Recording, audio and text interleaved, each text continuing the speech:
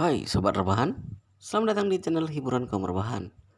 Admin akan melanjutkan membacakan sebuah cerita novel yang sangat seru, yang sangat menarik, yang sangat layak untuk diikuti dari awal hingga akhir. Pastikan kalian semua sudah subscribe channel ini dan aktifkan lonceng notifikasinya agar tidak ketinggalan jika admin upload video terbaru, kalian akan mendapatkan notifikasinya. Jika kalian menyukai cerita seperti ini dan video-video seperti ini, jangan lupa like. Jika berkenan, share juga ke teman-teman kalian agar teman-teman kalian juga mendapatkan informasi hiburan seperti ini. Baik, kita lanjutkan di part ke 146,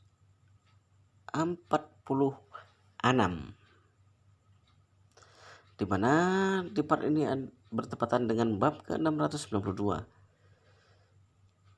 Nyonya besar Xiao mendengus dingin. Kalau kita tidak membayarkannya ke bank, aku akan ditangkap dan dipenjara. Kamu jangan lupa, aku adalah perwakilan perusahaan yang sah menurut hukum. Jadi akulah yang bertanggung jawab atas hutang perusahaan. Sejangan langsung berkata, kalau begitu ibu setidaknya bisa menyisakan 100 atau 200 yuan untuk biaya hidup kita. Dengan kehidupan kita sekarang, aku bahkan tidak mampu membeli sebungkus rokok yang seharga hanya 50 yuan. Membeli rokok, Nyonya Besar Xiao berkata dengan tajam. Kita masih bisa makan saja, itu sudah merupakan hal yang patut disyukuri. Tapi kamu malah ingin merokok. Sedangkan berusaha menahan amarah yang muncul di dalam hatinya. Dia hanya menghela napasnya dan berkata, Bu, aku sudah tua, aku masih bisa menahannya. Tapi Halong dan Bebe masih muda. Mereka berdua selama ini tidak pernah mengalami kesulitan seperti ini. Aku tidak bisa membiarkan mereka menderita.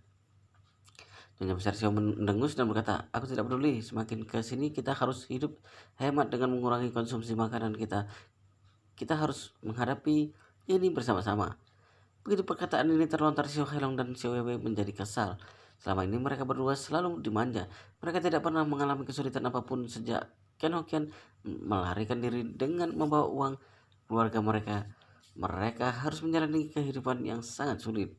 Namun saat ini Nyonya Besar Xiao sudah mempunyai banyak uang, alih-alih membuatkan gudang makanan untuk mereka, dia malah meminta mereka untuk hidup berhemat. Bukankah ini semua saja dengan membunuh mereka berdua secara perlahan? Setelahnya, Xiao Helong terlebih dahulu membuka suara. Nenek bisa mengatakan itu dengan mudah karena nenek sudah tua. Nenek bisa dengan mudah mengurangi makanan dan minum. Kalau kita harus hidup hemat, memang sama sekali tidak menjadi masalah bagi nenek. Tapi bagaimana dengan aku dan adikku? Kami tidak bisa hidup seperti ini. Kami berdua belum pernah merasakan hidup seperti sepahit ini. Selama beberapa hari ini kami bahkan tidak bisa makan dengan baik. Berat badan kami sampai turun beberapa kilogram. Itu benar, Nek. Xiao Wei juga berkata dengan kesal. Semua kosmetik yang aku gunakan dulu tidak ada yang murah. Semuanya sekitar ribuan sampai puluhan ribu yuan. Tapi sekarang aku hanya bisa menggunakan L'Oreal yang paling standar. Saat melihat L'Oreal ini sudah hampir habis pun, aku tidak mempunyai uang untuk membeli yang baru. Apa nenek tidak ingin mengizinkanku untuk membeli madu dabau SOD yang mengandung anti penuaan? Setelah mengatakan ini, dia langsung merengek seperti anak kecil. Aku tidak peduli, hari ini nenek harus memberiku 20.000 yuan.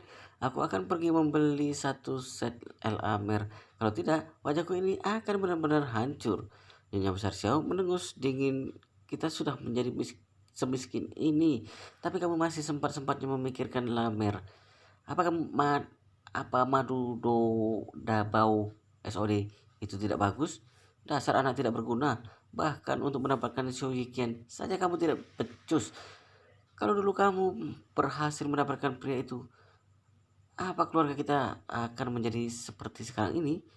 Xiaowei menjadi semakin kesal. Dia langsung berseru, memangnya semua itu salahku?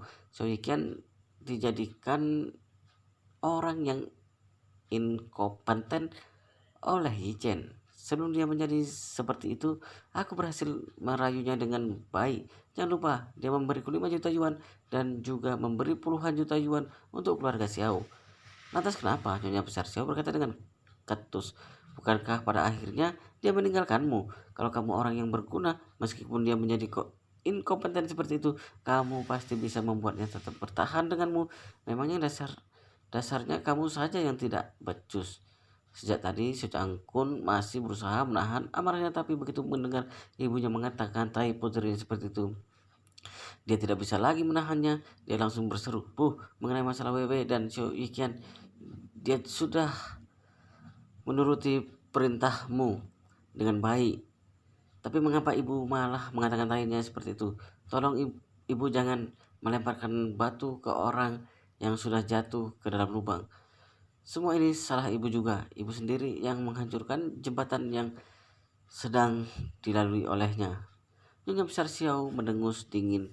"Aku menghancurkan jembatan yang sedang dilalui olehnya? Apa aku melakukan itu? Jelas-jelas jembatan itu sudah hancur. Bahkan sebelum dia melewati setengahnya, dia juga membuatku terjatuh ke dalam air dan hampir tenggelam."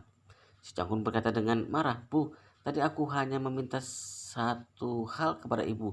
Jangan jangan berikan uang itu kepada bank. Kalau ibu tetap bersikeras melakukannya, setidaknya sisakan 200.000 yuan untuk sedikit memperbaiki kehidupan kita. Atau kalau tidak, ibu bisa menjual beberapa barang antik peninggalan ayah untuk menyelamatkan kita dari keadaan kritis ini. Untuk apa ibu terus menyembunyikan barang-barang itu? Ibu tidak akan bisa membawanya ketika mati. Kamu mendoakan aku agar cepat mati?"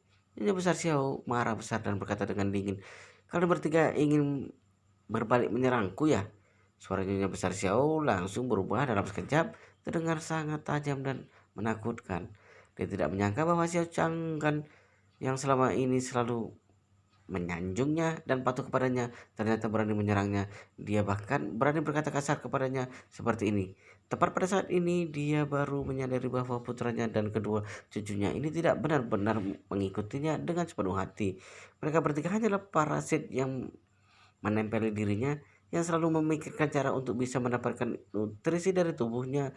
Kalau seperti ini, dia harus semakin meningkatkan penjagaan terhadap uangnya dan juga barang-barangnya. Dia tidak boleh membiarkan mereka bertiga merebut semua itu darinya.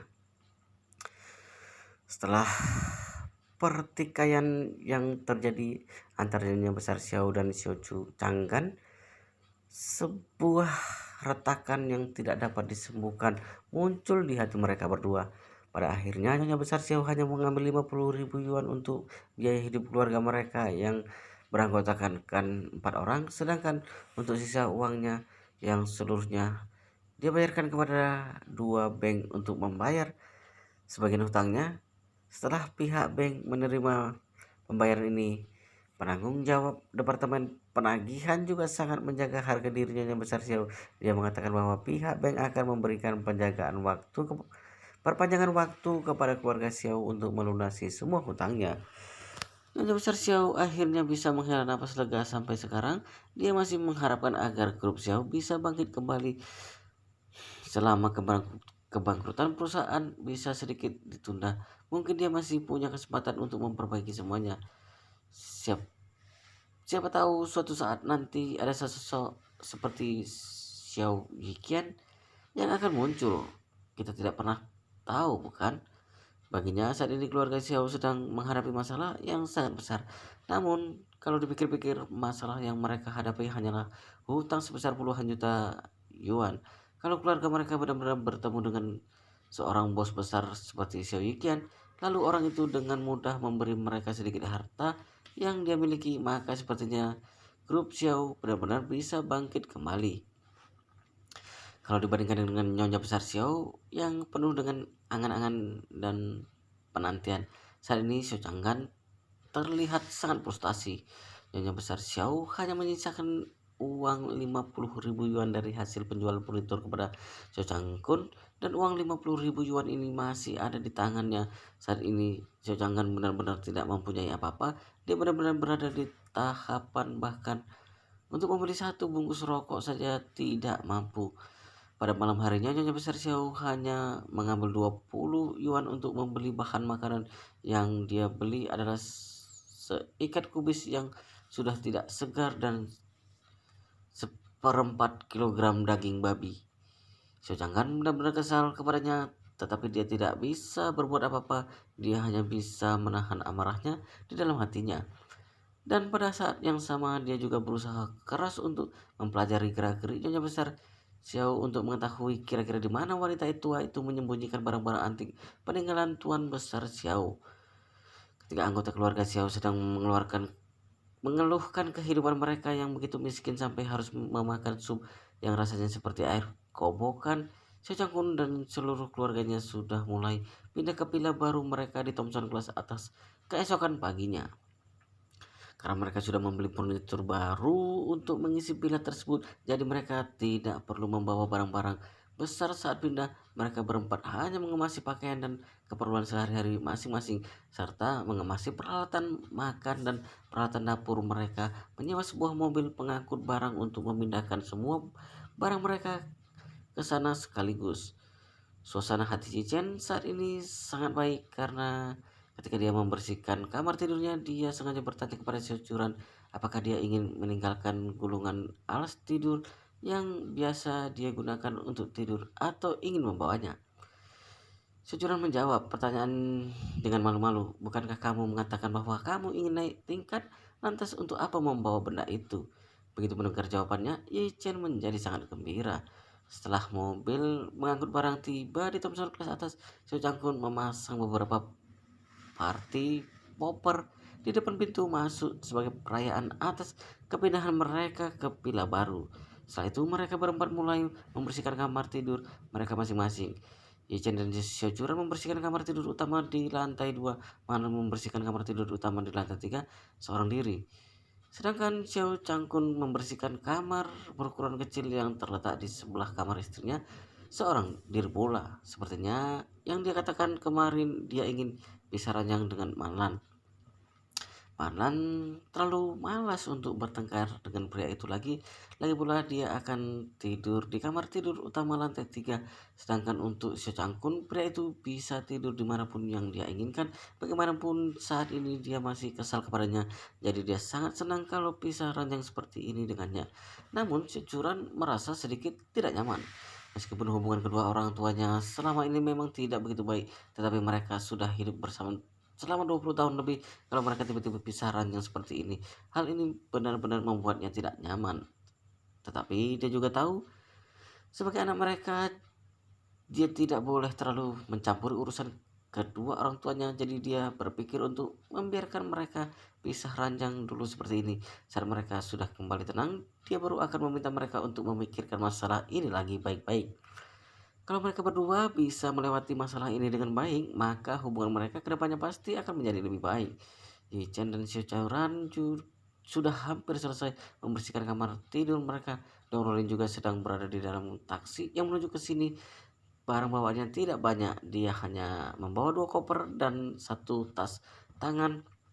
Xiao Chaoran mempersilakannya untuk masuk dengan sangat ramah. Setelah itu dia langsung membawanya menaiki lift untuk menuju ke lantai 2. Begitu keluar dari lift, dia langsung berteriak, "Ichen, cepat bantu Rolin membawa barang-barangnya." Ichen bergegas keluar dari kamarnya. Setelah itu dia melihat Dong Rolin yang dandanannya terlihat sedikit berlebihan. Hari ini Dong Rolin mengenakan pakaian yang sangat cantik, sebuah jaket berwarna beige dengan sweater berwarna hitam sebagai dalamannya. Dia tidak hanya terlihat tinggi dan montok, tetapi juga terlihat sangat feminim. Sedangkan untuk bawahannya dia mengenakan rok pendek yang dipadukan dengan legging hitam. Kakinya yang panjang dan ramping terlihat begitu indah, sangat menarik perhatian.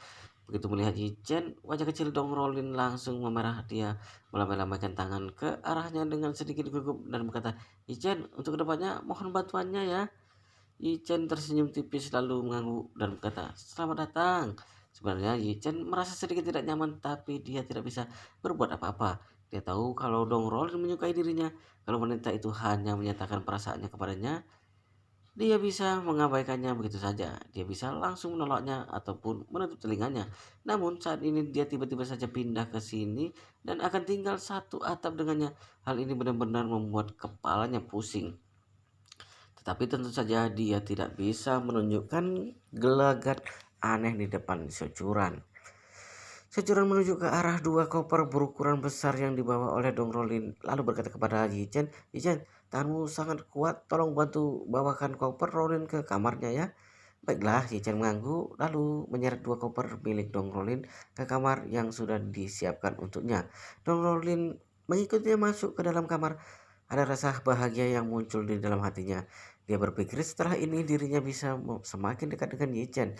Selepas dari apakah pada akhirnya nanti dia bisa bersama dengan Yi Chen atau tidak. Selama dia bisa lebih dekat dengan pria itu, hal ini sudah cukup baginya. Dia sudah merasa sangat puas. Biar bagaimanapun di dalam hatinya, Yi Chen bukan hanya sekedar orang yang dia sukai diam-diam, dia juga merupakan orang yang sudah menyelamatkan hidupnya dua kali. Jadi dia hanya berharap agar dirinya bisa lebih dekat dengan Yi Chen. Dengan begitu dia akan merasa puas. Adapun mengenai apakah hubungan mereka berdua akan mengalami perkembangan atau tidak, hal itu tergantung kepada bagaimana hubungan pria itu dengan Xiu Churan. Kalau mereka berdua sampai saat ini hanya menganggap pernikahan mereka sebagai pernikahan palsu, maka tentu saja dia harus berjuang untuk mendapatkan Yi Chen. Tetapi kalau mereka berdua benar-benar mempunyai perasaan terhadap satu sama lain, maka dirinya tentu saja harus mundur. Dia tidak boleh merebut suami orang lain. Dong Rolin mengikuti Yi Chen berjalan masuk ke kamar setelah melihat ke sekelilingnya. Dia berkata terkejut, wah, kamar ini besar sekali. Iya, Yi Chen tersenyum dan berkata, kamar ini pasti cukup untuk kamu tempati seorang diri. Dong Rolin mengangguk sambil mengerutkan bibirnya. Kemudian ketika Securan belum memasuki kamar tersebut, dia langsung berkata, bagaimana hubunganmu dengan Securan akhir-akhir ini? Cukup baik, Yi Chen menjawab dengan lancar. Oh, Dong Rolin bertanya dengan samar-samar. Kalau dibandingkan sebelumnya, apa ada perubahan? Dong Rolin ingin tahu apakah hubungan Yi Chen dan Securan sudah mencapai tahap melakukan hal itu atau belum. Tapi dia merasa tidak enak kalau harus menanyakannya secara terus terang, jadi dia hanya bisa bertanya secara samar-samar. Yi Chen tidak terlalu banyak berpikir, dia langsung menjawab dengan santai, hubungan kami berdua sangat stabil, tidak ada perubahan apapun. Begitu mendengar bahwa tidak ada perubahan apapun dalam hubungan mereka berdua, Dong Rolin merasa tenang. Sepertinya Xiao Churan dan Yi Chen masih tidur di ranjang terpisah. Hal ini membuktikan bahwa mereka berdua masih belum pernah melakukan hal itu. Bagi dirinya, hal ini merupakan kabar baik. Pada saat ini, Malan yang sedang berada di lantai 3 benar-benar sangat bahagia. Dia mengambil banyak foto dan juga selfie di kamar tidurnya yang besar. Dia juga menggunakan filter kecantikan yang ada di ponselnya.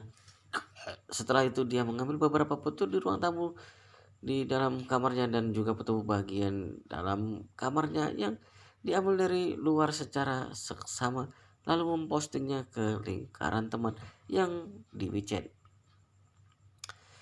Caption yang menyertai postingan tersebut adalah, setelah menunggu sekian lama, akhirnya aku pindah ke villa baruku yang ada di Thomson kelas atas. Villa ini adalah unit terbesar yang ada di Thomson kelas atas dengan ruang tamu dan kamar tidur sebesar ini. Aku tidak tahu apakah malam ini aku bisa tidur dengan nyenyak atau tidak. Setelah menulis ini, dia teringat dengan nyonya besar jauh, jadi dia menambahkan satu kalimat lagi. Wah, villa ini terdiri dari 3 lantai atas tanah dan 2 lantai bawah tanah. Totalnya adalah 5 lantai dengan 10 kamar tidur. Masing-masing kamarnya sangat mewah dan bergaya. Tetapi keluarga kami hanya beranggotakan 4 orang, jadi kami tidak bisa menempati semua kamar yang ada. Sayang sekali. Manan sudah selesai mengedit momen yang ada di posting yang akan dia posting ke beranda pertemanan.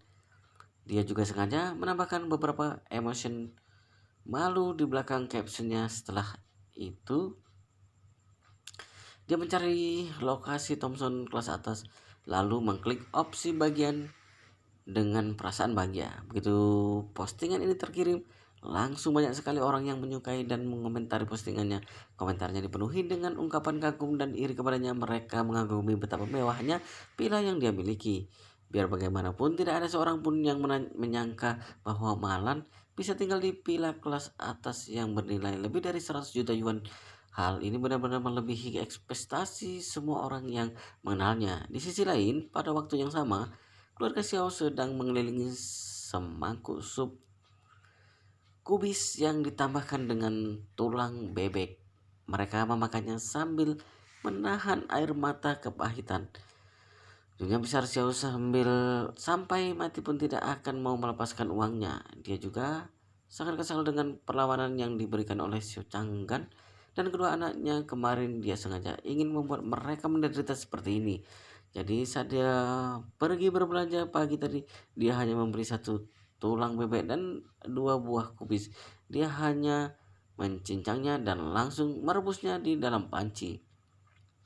Dia merasa bahwa biar bagaimanapun dirinya sudah tua, nafsu makannya tidak seberapa besar. Selain itu dia juga tidak bisa memakan apapun yang terlalu berlemak. Jadi dia hanya memasak sup yang bening dan encer ini. Kalau mereka bertiga mau memakannya silakan, tapi kalau tidak mau ya sudah. Xiao Changgan, Xiao Helong, dan Xiao Wei benar-benar tidak mempunyai uang. Mereka bertiga tidak bisa mendapatkan uang untuk membeli makan. Jadi mereka hanya bisa memakan makanan yang dibuat oleh wanita tua itu. Tulang bebek itu ukurannya cukup besar tetapi benar-benar hanya tulang saja. Tidak ada dagingnya sama sekali. Sampah tulang yang ada di hadapannya Xiao Helong sudah cukup banyak. Tetapi dia tidak merasa kenyang sama sekali. Karena merasa kesal dia makan sambil membuka widgetnya untuk melihat-lihat beranda pertemanannya. Tiba-tiba dia melihat postingan Marlan. Setelah melihatnya, dengan seksama dia langsung mengertakkan giginya dan melemparkan sumpitnya dengan kesal. Sialan, Marlan si wanita sial ini ternyata sudah pindah ke Thompson kelas atas. Brengsek, apa dia layak tinggal di sana? Tuhan benar-benar buta. Begitu mendengar perkataannya, Nyonya Besar Xiao langsung mengambil ponselnya untuk melihatnya sendiri. Setelahnya dia langsung marah besar. Dasar wanita sialan, dia menjelaskan bahwa villa itu mempunyai 10 kamar tidur tetapi mereka tidak bisa menempati semuanya. Dia sengaja menyindirku. Nyonya Besar Xiao benar-benar kesal. Dia mengutuk di dalam hatinya. Kamar di sana ada sebanyak itu, tetapi mereka tidak mau memberikan satu kamar saja untuknya dan tidak mengizinkan dirinya untuk tinggal di sana. Sekarang dia malah sengaja menyindirnya seperti itu. Dia benar-benar tidak akan pernah memaafkan wanita itu. Pada saat ini, Sucanggan juga membuka lingkaran temanannya di ponselnya setelah melihat foto-foto villa mewah yang diposting oleh Malan, lalu beralih melihat ke arah sup kubis putih dengan tulang bebek yang ada di hadapannya. Dia menjadi sangat marah. Nafsu makannya langsung menghilang begitu saja. Setelahnya dia langsung memblokir kontak Malan. Akhirnya dia tidak bisa melihatnya lagi dan hatinya tidak akan merasa kesal. Cewek juga memiliki kontak WeChat Malan. Begitu melihat postingan dia juga langsung merasa kesal. Saat Nyonya Besar Xiao melihat suasana hati mereka bertiga menjadi tertekan seperti ini, dia langsung berkata, kalian tidak perlu memperdulikan postingan Malan. Dia tidak akan bisa bertahan lama di villa itu. Dia pasti akan segera diusir dari sana. Setelah mengatakan ini, dia sedikit berdehem lalu berkata, prioritas utama kita saat ini adalah mencari cara untuk bisa mengatasi kesulitan yang dialami oleh grup Xiao agar kita bisa bangkit kembali. Jangan berkata dengan marah, mengatasi kesulitan yang dialami oleh grup Xiao, kita harus membayar hutang sebesar puluhan juta yuan, bukan? Bagaimana cara kita membayarnya? Bila kita ini sudah sangat tua. Aku rasa kalau pila ini dijual hanya bisa laku sekitar 17 sampai 18 juta yuan paling mahal. Hutang kita masih tetap tersisa banyak. Setelah mengatakan ini, dia menatap ke arah Nyonya Besar Xiao dengan sedikit kesal lalu berkata, barang-barang antik peninggalan ayah bisa dijual dengan harga puluhan juta yuan, bukan? Bagaimana kalau ibu memberikan barang-barang itu kepadaku? Aku akan menjualnya dan menukarnya dengan uang. Setelah itu kita bisa membeli sebuah rumah. Jadi saat bank menyita villa kita, ibu masih mempunyai tempat tinggal lain. Nyonya Besar Xiao berkata dengan sinis, membeli rumah? Apa kamu pikir setelah kamu membeli rumah itu, aku bisa tinggal di sana? Kalau kita tidak bisa melunasi hutang-hutang perusahaan, aku bisa masuk penjara. Usiaku sudah tua setua ini. Kalau aku masuk penjara, apa kamu masih bisa keluar dari sana dalam keadaan hidup? Sedangkan memberanikan diri dan berkata, Bu, bahkan jika pengadilan menjatuhkan hukuman penjara untukmu, suatu saat nanti setidaknya aku, Hailong dan Wewe akan mempunyai uang. kami bisa menjalani hidup dengan stabil. Tapi kalau ibu tetap menyembunyikan barang-barang antik itu, kalau ibu masuk penjara, kami bertiga akan mati kelaparan di luar sana. Mati kelaparan? Nyonya Besar Xiao berkata dengan dingin. Kalian bertiga masih punya tangan dan kaki yang lengkap. Bahkan jika kalian harus menyapu jalanan sekalipun, kalian tidak mungkin mati kelaparan. Aku beritahu ya, barang-barang antik yang ditinggalkan oleh ayahmu itu adalah harta yang bisa menyelamatkan hidupku. Jangan pernah berpikiran untuk memanfaatkan barang-barang itu. Saat ini kesabaran Xiao Changgan sudah benar-benar habis. Dia langsung berdiri dan dari kursinya dan berkata dengan marah, barang-barang yang ditinggalkan oleh ayahku juga merupakan milikku dan anak-anakku. Atas dasar apa ibu mengklaim bahwa barang-barang itu hanya milik ibu seorang? Nyonya Besar Xiao berkata dengan dingin, kenapa kamu mau memberontak? Baiklah, silakan maki-maki aku dan berteriaklah kepadaku sesukamu. Saat aku mati, jangan harap kamu dan anak-anakmu akan mengetahui di mana letak barang-barang antik itu. Kalian tidak akan pernah menemukannya sampai kapanpun. Setelah mengatakan ini, Nyonya Besar Xiao mendengus lalu berkata dengan sinis, lagi pula aku sudah tua, sudah hidup cukup lama. Bahkan kalau aku mati sekarang pun aku tidak peduli. Tetapi sebelum aku mati, aku akan membuat wasiat yang berisikan bahwa aku akan menyumbangkan seluruh asuransi jiwaku tanpa menyisakan sepeser pun untukmu. Dengan begitu, kalian bertiga akan hidup menderita tanpa mempunyai kemampuan apapun. Grup Xiao sudah bangkrut, aku juga sudah mati. Bahkan jika kalian bertiga tidak sampai turun ke jalanan untuk mengemis pun, kalian sudah menjadi orang yang berada di lapisan masyarakat paling bawah. Kalian akan menjalani kehidupan yang begitu sulit di usia yang masih cukup muda. Begitu mendengar perkataannya, Xiao Changgan langsung panik. Dia kebingungan, dia benar-benar tidak bisa melakukan apa-apa. Dia tidak punya uang, juga tidak mempunyai kemampuan untuk menghasilkan uang. Hal ini merupakan masalah terbesar yang dia dan anak-anaknya hadapi. Kalau Nyonya Besar Xiao benar-benar mati dan menyumbangkan seluruh asuransi jiwanya, dia benar-benar sudah tidak mempunyai harapan lagi.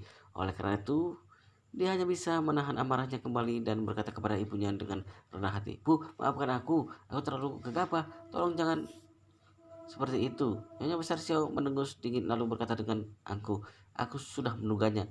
Pada saat ini, beberapa mobil bank dan pengadilan tiba-tiba berhenti di depan villa keluarga Xiao. Sejumlah besar aparat penegak hukum berseragam dan beberapa manajer bank langsung mendatangi pintu villa mereka dan menggedor-gedornya. Mereka semua langsung terkejut. Xiao Herong segera berdiri dari kursinya untuk membukakan pintu. Begitu pintu tersebut terbuka, dia terkejut oleh pemandangan yang ada di depan matanya.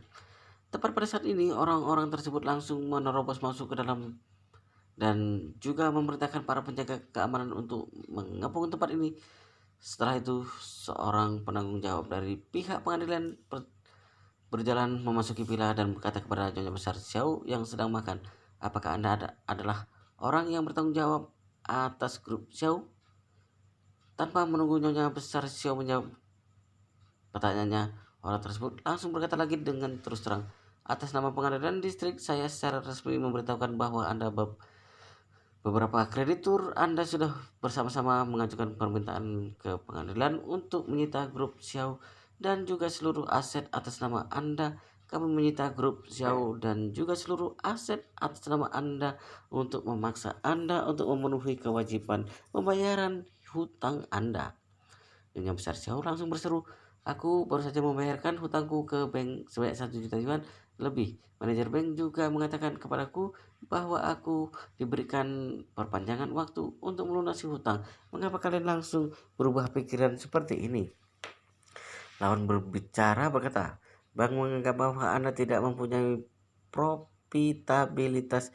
Jadi meskipun Anda sudah diberikan perpanjangan waktu, Anda tetap tidak akan bisa melunasi hutang Anda. Oleh karena itu, pihak bank bersama dengan kreditur lainnya mengajukan permintaan untuk menyita seluruh aset atas nama Anda. Saat ini kami akan memberi Anda waktu 1 jam untuk mengemasi barang-barang lalu pergi dari tempat ini. Tempat ini akan kami sita. Apa?